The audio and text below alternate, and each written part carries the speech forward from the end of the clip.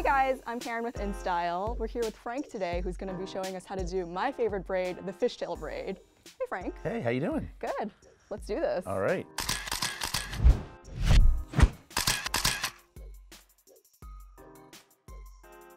So we're going to take a little hairspray.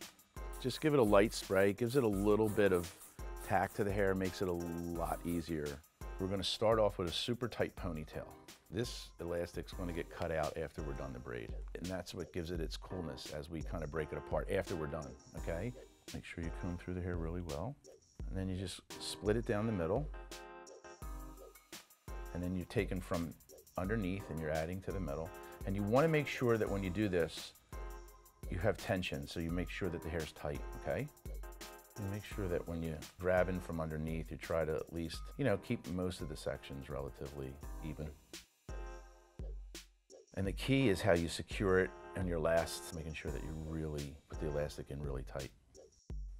And then, you notice how I just from the center, I'm pulling the braid apart just to separate it a little bit. How much should you be pulling when you're separating it? I mean, go gentle. You got to be careful. You'll start to then deconstruct the braid.